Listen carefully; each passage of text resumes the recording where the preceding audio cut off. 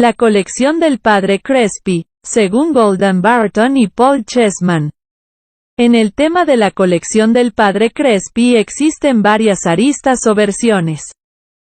Una de las menos conocidas, pero quizás sea la que más número de fotografías tiene, se trata de la versión según arqueólogos pertenecientes a la Iglesia de Jesucristo de los Santos de los Últimos Días.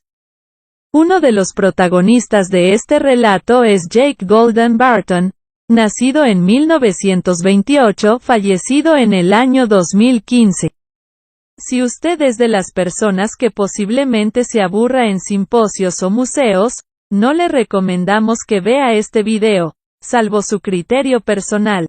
El siguiente video consiste de un relato del señor Golden Barton refiriéndose a un viaje que hizo él junto al Dr. Paul Chessman, arqueólogo, en el año 1976 a Ecuador. En la parte inferior del video verán imágenes de la colección de Crespi, no solo aquellas fotografiadas por los miembros de la Iglesia mormona, sino imágenes de otras fuentes con la debida referencia. Asimismo, en el video encontrarán ciertas traducciones realizadas por Kurt Schildman a ciertos artefactos de la colección de Crespi. La comunidad científica y académica refuta la veracidad de la colección del Padre Crespi. El principio de esta negación radica en que la colección del Padre Crespi presenta objetos con grabados, inscripciones, símbolos y alegorías del Viejo Mundo. Este tipo de objetos se llaman op parts o artefactos fuera de lugar. Debido a la longitud del video, tuvimos que recurrir a los subtítulos de YouTube, por lo que ciertos errores, malas lecturas u omisiones son comentadas o corregidas usando un asterisco.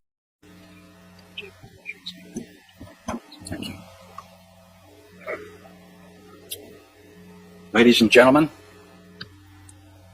academics, scholars, students, explorers, adventurous, and fellow travelers. I appreciate this opportunity to discuss the Father Crespi collection of Cuenca, Ecuador. The late Dr. Paul R. Chessman, former director of Book of Mormon Studies at Brigham Young University, received a most unusual assignment, which he faithfully performed for many years during the 60s, 70s, and 80s of the past century.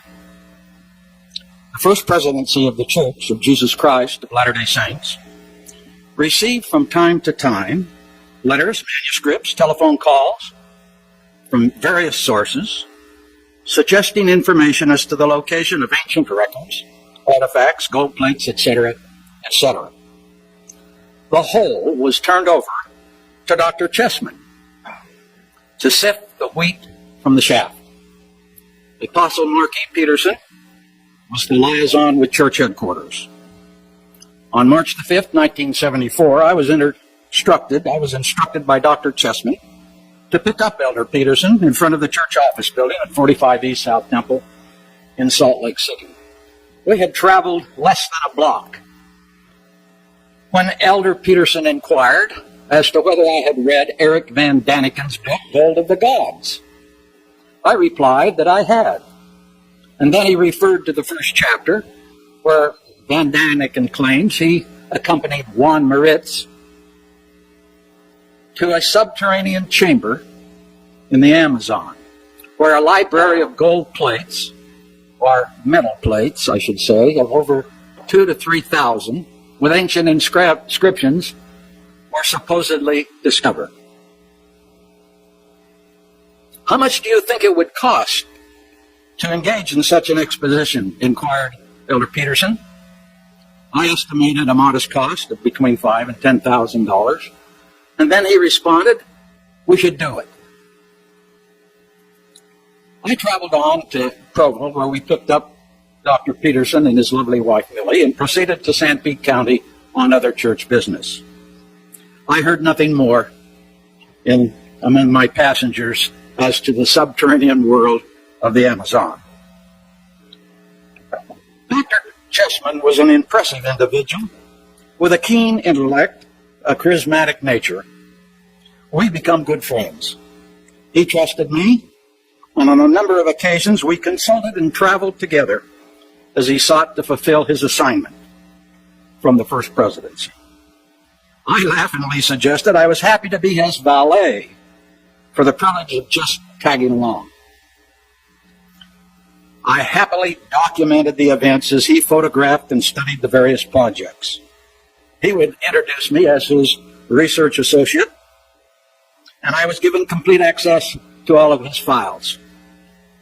Such was our mutual trust. In August 1975, Dr. Chessman, myself, and two other friends, Noah Parkin and Wayne Hamby, from the Salt Lake Valley, flew to Ecuador for the purpose of interviewing Juan Moritz.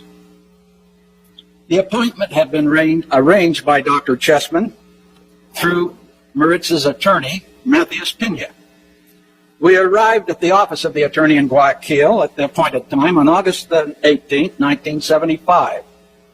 We were disappointed when Pena told us he had been able to reach Moritz, who was attending to his mining claims in the jungle. We had traveled a long distance to meet the phantom prospector. During our conversation with Dr. Pena, he gave us a history of his relationship with the elusive Moritz.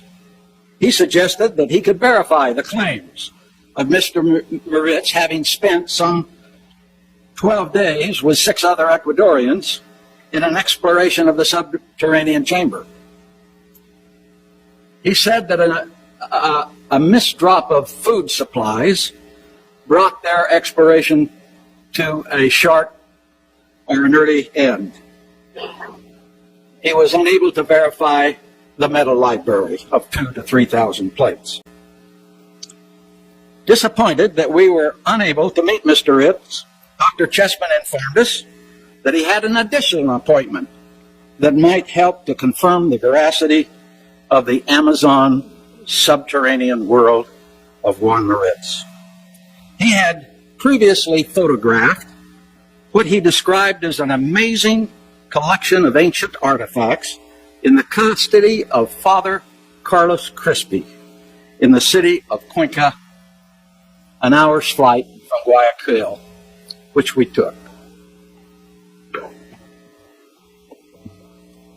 Now let's see, how do I just hit the button?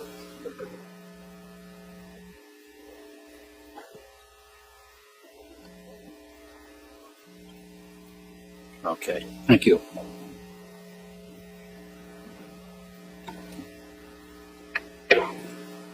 Dr. Chessman had arranged us to meet the Catholic priest and view his antiquity collection. It is this collection that I have been asked to direct this presentation. High in the Andes Mountains of Ecuador lies beautiful Cuenca, a peaceful city with red Spanish tile roofs, worn cobblestone streets. Townspeople go about their daily business, happily trading with each other, and the native Indians who populate the hills and valleys surrounding the village. The Indians speak the tongue of their Quechua ancestors, who watched the sun rise over the Amazon hundreds of years before. With weathered and rosy cheeks, they radiate a simplicity of harmony with the rugged mountains where they have worked years beyond recall. The men of the tribe wear a single long braid of hair down their back underneath a Panamanian hat. Men, women, and children are dressed in the same black earth tone cloth etched with bright colored trim. The women are dressed in a more, I'm going to have to go back. I apologize. Can I go back?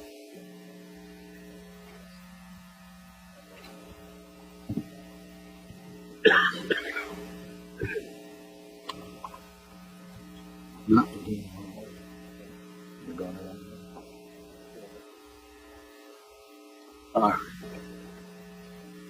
the women are dressed in a more colorful shawls of blue and red, wear the same white Panamanian hat. Each shuffle the feet that carry them back and forth along paths long known by their ancestors. In the center of the city, the twin towers of the Church of Maria Alexandria stands above the entrance.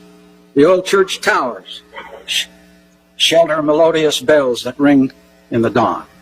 Attached is the Catholic Secondary School of Salesianum. Young men and women of the more privileged class attend this school with classrooms that face a clay and terrazzo tile courtyard. We entered through a slide door, found ourselves in a small open-air enclosure facing stately hand-carved wooden doors. We had not waited long when a young friendly man bid us enter through the old wooden doors and ushered us into the private chamber to await Father Carlos Crespi. He at once recognized Dr. Chessman, the leader of our group, and extended an embrace of friendship.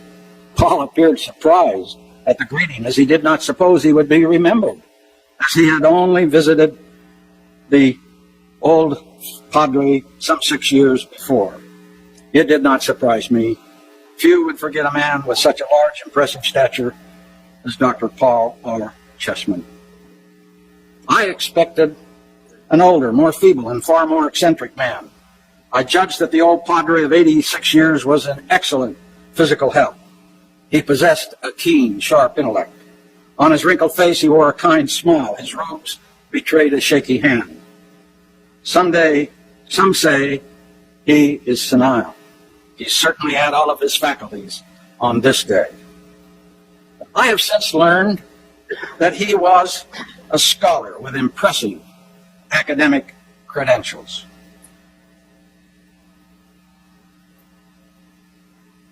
Doctorates in anthropology, engineering, music.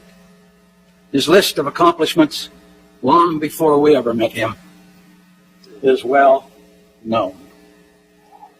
At the end of his death, or his life, the Ecuadorian government awarded him the illustrious son of Cuenca. In 1982, at his death, Italy conferred the Medal of Merit of the Republic upon him. Indeed, his credentials are impeccable.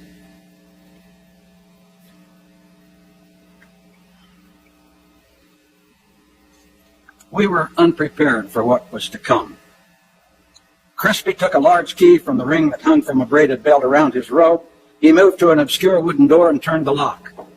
He and his helper disappeared into the dark room. They reappeared with a large piece of metal that had been molded and hammered into a long sheet. It appeared to be gold. The metal was inscribed with curious forms of artwork. I asked our good-natured leader to pose for a photo holding the plaque. Now, Paul was not one to do a lot of clowning, but I treasure this picture. The next object was a gold mask. Cameras began to click. For the next 3 hours, we photographed and examined the unique collection of artifacts. Metal plaques with unique symbols proved to be of great interest. A photograph made by Dr. Chessman of a metal plaque with inscription was forwarded to Dr. Barry Fell of Harvard University. On examining this plaque, Dr. Fell declared the writings were of Libyan Egyptian. He said, and this plaque has become known among scholars as the Massinissa plaque. The script announces the death of Massinissa, king of Liberian Egyptians, known to have died in the year 148 BC, and the ascension of his son to the throne of a united Egypt.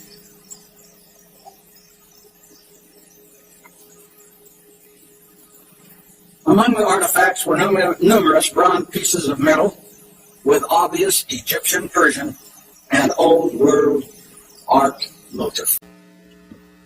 Plates of various metallic compositions with unique inscriptions were brought from the room and photographed. Stone tablets with ancient inscriptions were also a part of the collection. The cameras clicked, the momentum accelerated, as Father Crespi excitingly elucidated the story of his age-old treasures. Restraint was a little hard to maintain. As each of us stretched our necks and our eyebrows to see what would come next from the room. We crowded the doorway, venturing a few steps inside the unlit, dusty cobweb chamber, each of us hoping to catch a more circumspect view. We photographed the plates, and I might add, Father Crespi finally took his fingers and joined two bare wires together, turned on the light, and beckoned us to enter the room.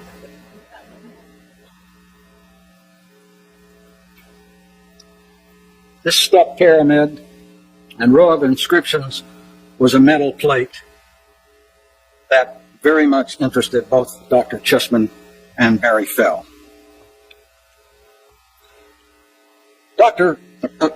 Padre Crespi clearly understood our interest, finally yielded to an inspection of the room.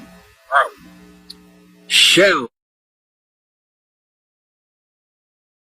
of dusty, worn ceramics from forbidden yesteryears.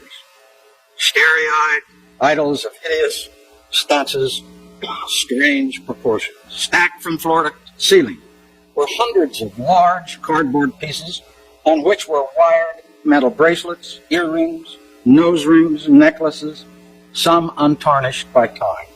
Hide scrapers, tools, implements of war, spears, axes, clubs of wood, metal, and stone were stacked everywhere.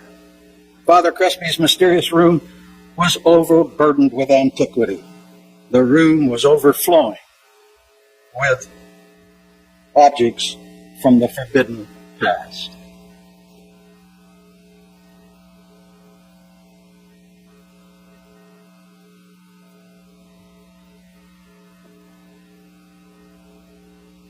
Perhaps one of the most intriguing was the many plates of bronze, brass, silver, and gold. Many with strange inscription, hieroglyphic writing. Some were engraven with old pictographs and symbols. Many were engraven and replete with engravings of animals, the elephant, the snake, the jaguar, wild beasts of every kind. Both the chariot and the horse were clearly etched into the middle. We spent the afternoon with Father Crespi, Dr. Paul Chessman, Newell Parkin, a banker from Bannerville, Wayne Hamby, an undergraduate student from Brigham Young University, and D. Craig Anderson, a Utah State University research associate and advisor in agriculture to the Ecuadorian government. He acted as our interpreter. In all my travels, this was to be one of the crowning experiences. I had never witnessed such an enormous and an amazing collection of artifacts. As I viewed Dr. Crespi's collection, my mind kept flashing back to the story of discovery of the subterranean world of Juan Moritz. Here they were, in front of me, plates, curios, antiquities, just as Moritz said were to be found in his subterranean world. I could touch, photograph, see them for myself. The artifacts, in our opinion, were real and genuine. This is the College of Sassalis Sino. This is inside, where the assistant of Dr. Crespi shows us additional metal plates. We asked the old priest how he came by such a marvelous collection. He told us he had been the parish priest for over 50 years, and he had studied at the University of Milan in Italy, where archaeology had caught his interest. On graduating, he became a priest, was assigned to the beautiful city of Cuenca to work among the Indian people whom he had grown to love. Here in Ecuador, he had ample opportunity to further his archaeological interests. To his great surprise and delight, the religious celebrations over which he presided brought a host of Indians, bearing gifts to the kindly priest who had attended them in baptism, marriage, trouble, and death. His collection began to grow, till after 50 years it filled many rooms. A museum was constructed to house the collection, but a few years previously it had been set afire from the act of an arsonist. He had salvaged 3 full rooms of the relics of the fire. one room of relatively obscure and unimportant tributes, one filled with items of curious antiquity, and the last room a treasury of gold artifacts and Incan pottery. Where and how do the Indians come by them, we ask? Oh, they get them from the jungle, from the caves and the subterranean chambers of the jungle, was his matter-of-fact reply. There are over 200 kilometers of tunnels, starting right here in Cuenca. They run from the mountains down to the eastern lowlands, near the Amazon. He had not sought fame nor fortune. He was living in a relatively isolated part of the world, high in the Andes Mountains, in an obscure village. Few travelers knew of his collection, even fewer scientists. He was a private person, with a big heart and a deep intellectual interest in the past.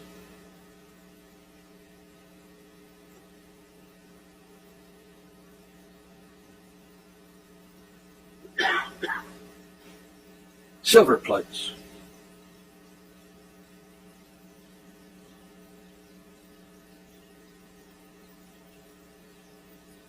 Crespi, Newell Parkin, and D. Craig Anderson. At the end of the excursions, my thoughts again turned to Juan Moritz, his claim of the subterranean world. From the caves of the Amazon jungles and the highlands of the Andes, whispers the voice of an ancient people, long since buried, brought from the grave to the light of day because of a devoted Catholic priest who is loved by the Indians of his parish. Only as a side note, I believe that the case for elephants in the Americas past, as noted in the Book of Mormon, Ether 9, verse 19, has long since been proven by science. Nevertheless, the pictures of elephant inscriptions on many of the Crespi plates and tablets are of concern to members of the audience. I take the liberty to present a photograph of a mastodon on display in the National Bank Museum in Quito, Ecuador. Having completed our day in the sun with Father Crespi, so to speak, I was left to ponder the question of Apostle Mark E. Peterson. How much would an expedition into the Amazon jungle to photograph the ancient library of metal plates cost? Did Juan Moritz have a subterranean chamber? Surely, the Crespi collection and his knowledge of the Indians of Ecuador supported the necessity of furthering our contact with Juan Moritz. It would become, and that day would come, on another day and another time. But that is another story, awaiting another presentation. Our contact with the Crespi collection did not end. In December 1975, under the direction of Dr. Chessman, who had been detained in Argentina on another project, I was asked to go to a meeting at which Juan Moritz did show. During that meeting, Mr. Moritz informed us of an expedition into the subterranean world that had been made by a British group of international explorers who were associated with the Royal Academy of Science. The president of the expedition was Neil Armstrong, the celebrated American astronaut. However, as predicted by Moritz, the exploration ended after mapping less than 100 miles of the cave's interior, and without discovery of the celebrated metal library. But as I have suggested before, that's another story for another day. After the meeting with Moritz, I accompanied several companions to Cuenca to view the Crespi collection for a second time. We were told upon arrival at the church that Crespi was dead and that the collection was no longer accessible. We subsequently learned that Crespi was in fact only deathly ill, but would recover and live for 3 more years. The curator of the local museum suggested that the government had intercepted a shipment of artifacts on their way to Rome. The situation was tense. At that very moment, as I was in Cuenca, Dr. Chessman was informed by Dr. Warren Cook of Castleton State College in Virginia that their appointment to photograph the collection had been canceled. We have since learned that Father Crespi was denied access to his collection from that date until the time of his death. The chronology is as follows. I am indebted to Dr. Warren Cook, the late Dr. Warren Cook of Castleton State University, and the Epigraphic Society, Volume 11, number 222, on December 1983. He published information as follows.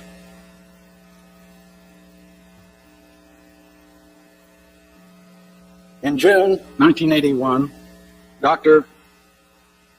Cook and Bruce Dexter, a photographer, gained access to Crespi. The 90-year-old priest eagerly told them, after he took them outside of the church, they have stolen my collection. Specialists were appointed to separate the wheat from the shaft. The collection was sold to the National Bank Museum, and two specialists, Dr. Gustavo Hermedia of Cuenca and Dr. Ulf Holm, director of the museum in the Banco Central of Guayaquil, both archaeologists, went through the collection to sift the wheat from the shaft.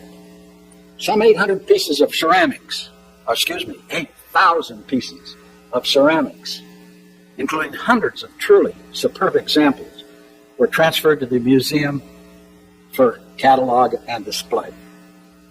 They judged worthless all of the metal and rock artifacts, which made up the bulk of the collection, insisting that metal plaques with old world figures were only worth melting down. There was an obvious embarrassment of metallic objects, including the Chessman Fell Nessie plaque, the Chessman Fell Egyptian step pyramid, the Valentine Berlitz elephant stela, the silver and gold plates photographed by Chessman, Barton, Hamby, Anderson, and Parkin. We have the lights.